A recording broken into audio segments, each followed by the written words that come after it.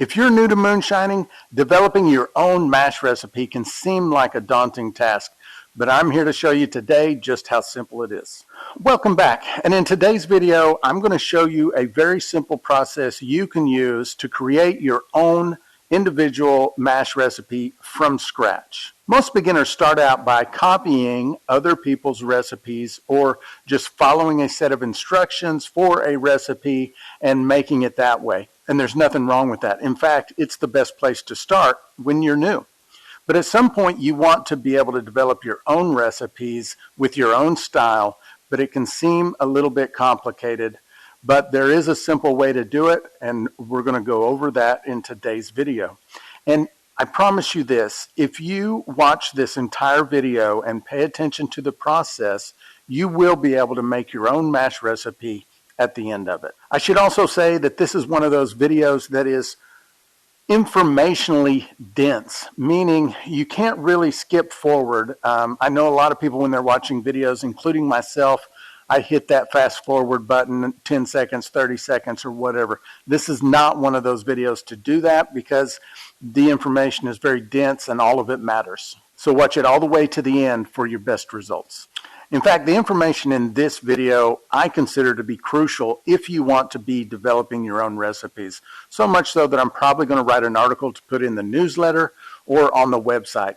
If you haven't signed up for the MASH, our free monthly newsletter where we put out articles and free recipes every month, you can do so right here. It's free, doesn't cost you anything. Go sign up. First, we're going to go over some terms. And so in able to fully understand everything that I'm talking about, you'll need to have a basic understanding of the terms. So the first term we're going to talk about is an all-grain mash. What is that? So an all-grain mash, which this process works for and is pretty useless when you're talking about a sugar wash or a sugar mash. But an all-grain mash converts all the starches in the grains in the recipe into sugars for the yeast to consume and make alcohol, as opposed to adding store-bought sugar to the recipe for your yeast. This is a very traditional way to make moonshine, and most beginners aspire to get to the point where they're doing all grain mash recipes, and that's what this process is for. Now let's talk about the difference between a mash bill and a recipe. So the mash bill is a percentage of grains in a particular recipe, and the recipe is the amount of grains by weight included in a number of gallons of water. So the mash bill is just a percentage. For example, one mash bill might be 50% corn, 20% malted barley, and 30% rye. That's the mash bill. But that's not really a recipe. And so the recipe would be something like 10 pounds of corn to 6 pounds of rye to 4 pounds of barley in 10 gallons of water. That's a recipe. So those are the two differences. And this process builds the recipe and the mash bill at the same time. So it makes it very easy for you to do both. You're also going to need to understand what ppg is, and that's just short for points per pounds per gallon. And this is basically just a measurement of how much starch is in that grain that can be converted into sugar. So each grain has its own ppg. They are mostly very close to each other. The average is, say, 31 points per pounds per gallon for most grains. We'll also need to understand what diastatic power is, and although that sounds kind of complicated, it's really just a grain's ability to convert the starch that's in the grain or in a recipe. And we measure that by degrees Lintner, and some grains have 0 degrees Lintner or 0 diastatic power, and some grains have enough to convert their own starches, and some grains have enough to convert their own starches plus other starches within the recipe. So every grain has its own degree Lintner. You'll also need to have a basic understanding of specific gravity, and this is just simply a measurement of a solution in water. And the tool that we use for this is the triple scale hydrometer, also known as a sacrometer. and it simply measures the amount of sugar that's in solution in a gallon of water. And that number ranges from 1.000 and up. And when we're talking about gravity points in a recipe, we're really just talking about that number after the decimal. The one that comes before the decimal is just the measurement of water with nothing in it. So as we start to add sugar, the decimal point in that number starts to rise. And those are the points that we're talking about when we're talking about gravity points in a recipe. So when we're building a traditional all-grain mash recipe, we have to first make 3 decisions. One, what grains are we going to use, including the malted grain that we're going to use, because only malted grains have a diastatic power. And 2, we're going to need to decide what starting gravity we want. And finally, we need to decide how many gallons, how large is the batch going to be in gallons. So the purpose for this video, we're going to make a mock wheated bourbon recipe, simply because I like wheated bourbon, and it will teach you this process pretty simply.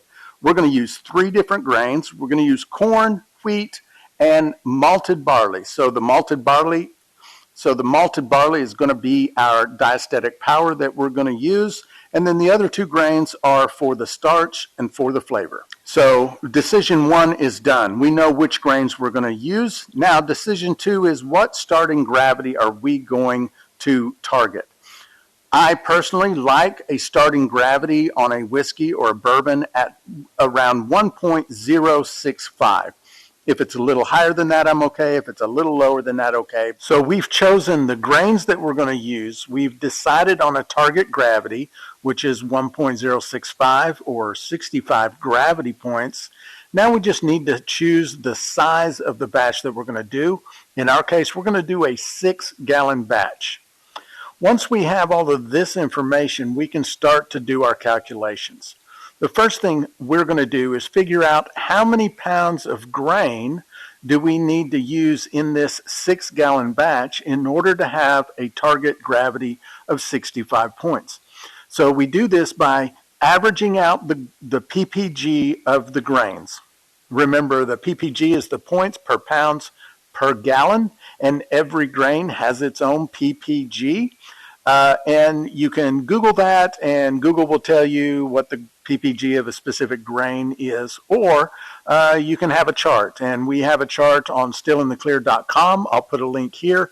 We also have a guide sheet that lists out the ppg values of the most common grains used in distilling, and I'll put a link up here. You can get the guide sheets there. They're free. It's free download. There's about a dozen of them. So the average ppg of the grains that we're using in this recipe is 31. So we're going to take 31 and divide that into our target gravity, or our gravity points, which is 65. And that's going to give us a 2.09 or 2, which means we are going to use 2 pounds of grain for every gallon of water in the recipe. We're doing a 6-gallon batch, so we multiply that by 2, we get 12. So 12 pounds of grain total in the recipe. So that's the corn, the wheat, and the barley. All of that added together is going to be 12 pounds. That way we know we're going to end up with a gravity of around 1.065.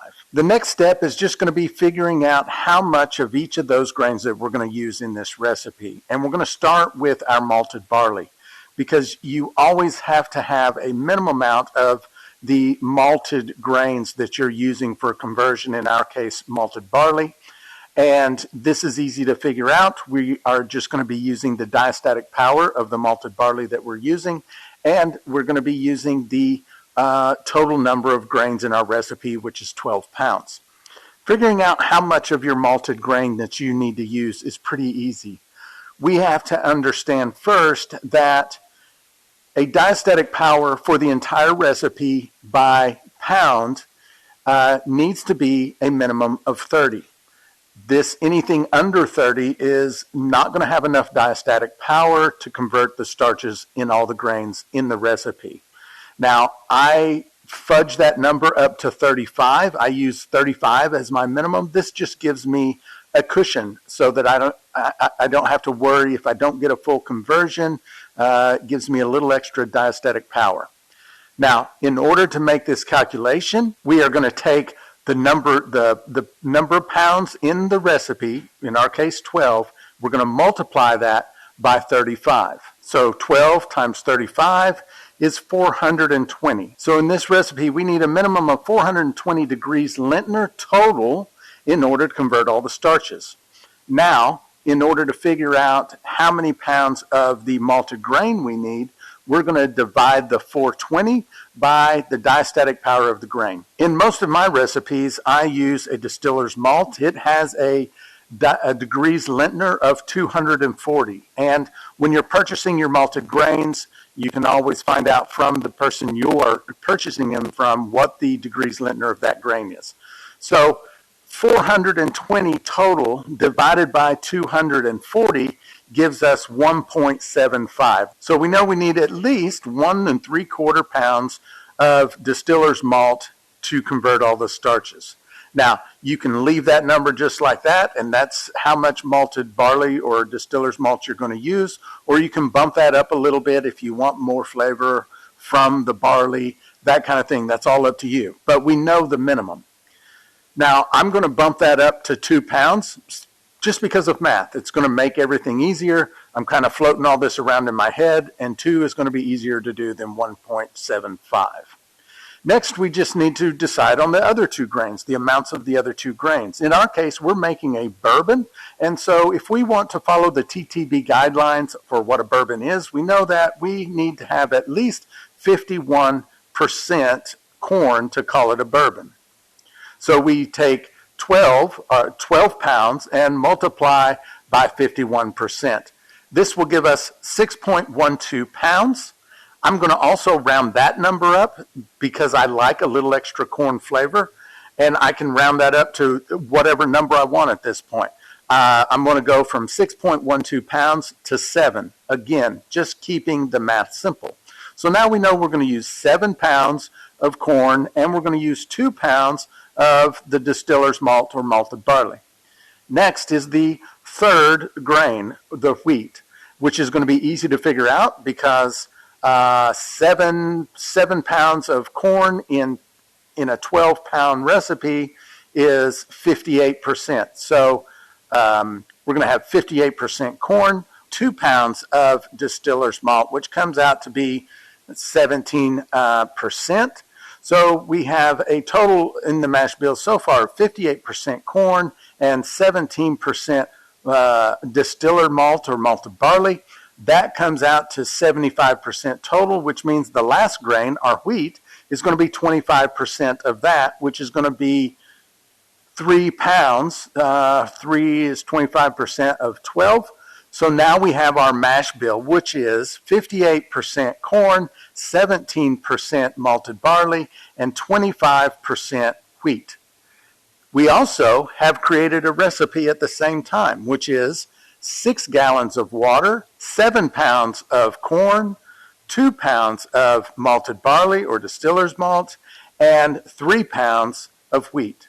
So as you can see, using this simple process, we can create a mash bill and a recipe at the same time. Now we can take that mash bill, that 58%, 17%, and 25%, and we can make whatever size batch we want based on the 2 pounds of grain per gallon that we decided on in the beginning to get our target gravity of 1.065. And I can tell you this, if you can really understand this little process right here, it is going to take you a long way in your journey to becoming a great distiller. So if you're a beginner and you like this kind of stuff, you might want to check out this playlist right here. It's made just for the beginners. YouTube thinks you might like this video. See you on the next one.